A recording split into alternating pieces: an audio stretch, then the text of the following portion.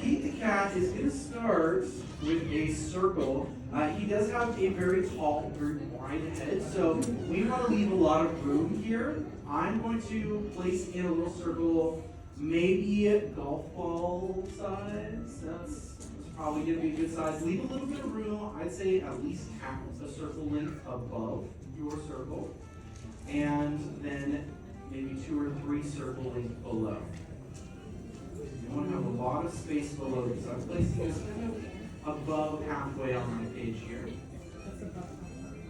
Now I'm going to bring a line straight down the middle. We're just going to go ahead and divide this up. Send up and send down here.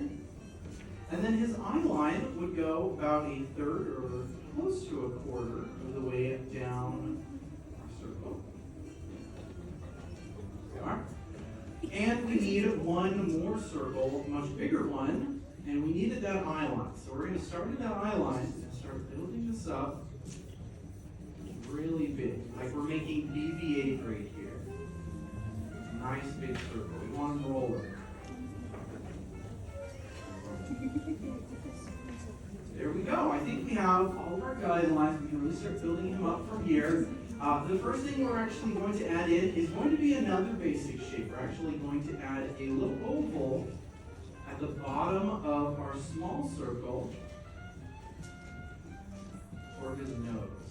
Now I'm going to leave that light for now. I actually want to add in a few other features and then lock in a bunch of things at once. But we'll add in 2 more ovals. We're going to go right through this. And I usually extend this just about halfway.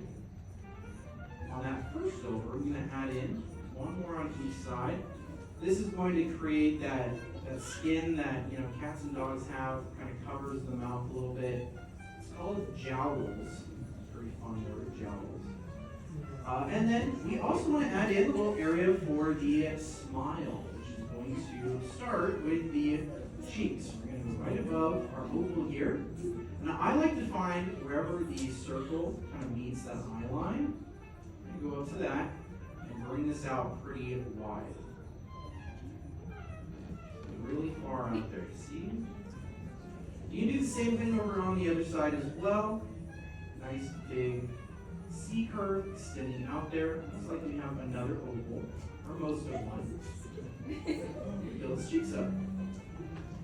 Now at this point, I would say we can start to lock a few things in here. We can go ahead and start locking in the cheeks. Going right up to, I'd say just the circle, and then the rest of this on the outside, bringing that just to our circle, and finishing it there. Now Pete the cat, he actually started even before Oswald. He was in the Alice comedies, and he was a little bit more of like a bear character than a cat character. He's kind of morphed a few times through the years. In fact, my favorite morphing of his was when he was Peg Leg Pete, because he only had one leg, of course, and then he had his stump leg.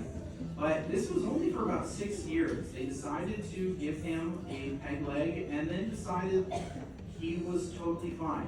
Gave him his leg back, which I guess only works in cartoons. Kind of a strange thing, but now he has both feet. He's doing great. Living life. He is our big villain, though. He definitely made a name for himself, fighting against Oswald as well as fighting against Mickey Mouse. Now I'm going to go ahead and start adding in his smile here, just going to the edge of the circle, following the cheek on the inside, adding a little hill. And I'll do the same thing over here on the other side, putting that in, another little hill, lock it in. We can pull down from this little C curve. His smile is kind of strange. It goes down with one C curve and then extends into the jowls here and goes right back to the middle. Do the same thing on both sides. He has a pretty famous voice actor, although he didn't really have lines back in the day. He just had grunting noises, but his voice actor was the same as they had for Goofy and for Pluto, a guy by the name of Pinto Colbig, and then he ended up being voiced by Billy Bletcher, and now he's voiced by Jim Cummings. Pretty awesome. Does anybody know who Jim Cummings is? No? Yeah, Winnie the Pooh.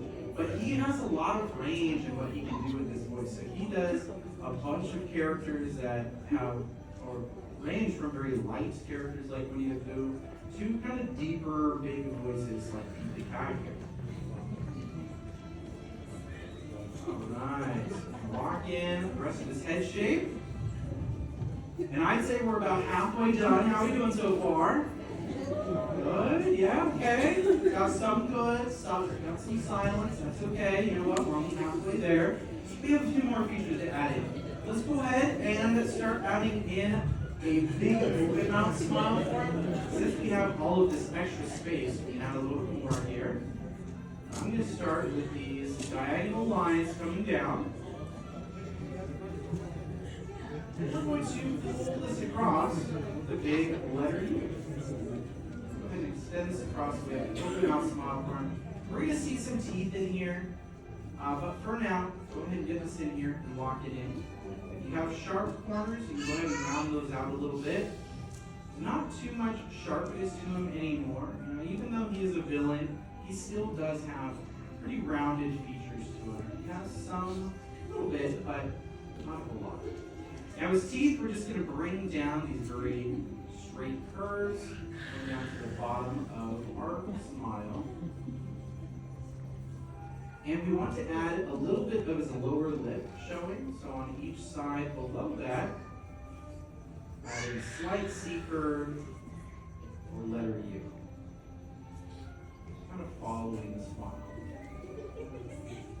Now let's move up here. We're going to go to the top of his head and start adding in his eyes. And this is where we really get to kind of see the villain side of him show. He's going to have those angry eyebrows. Really love to add these into our characters. Normally it's just Devil Donald that we get to add to, or Angry Donald. But now, got some villain characters. I love to add this here. It's going to start with this diagonal line, or letter V. And then we can add in a little C curve here. We're going to bring his brow coming in front of the other, and turn this into a rounded swoosh, or letter J. If you want to think of it like a hook shape, you can definitely do that. And we'll do the same thing on the other side. We're going underneath that guideline, and then just slightly above it, extending right outside of our circle a little bit here. For his actual eye shape, we've got a couple things we need to add. First one is going to be right above the nose. We don't want his eyes connecting to his nose there, so we're going to add in this little hill going across. And then his eyes sit on top of this. We want to bring these out pretty wide. A nice big C curve here. But his pupils are actually going to be really small. They're going to be pretty close together here in the center. Start nice and light with two ovals. And since this is the Runaway Railway style, they have pie eyes. Taking out a little sideways letter V from that. Locking in, shading in everything else though. There we go.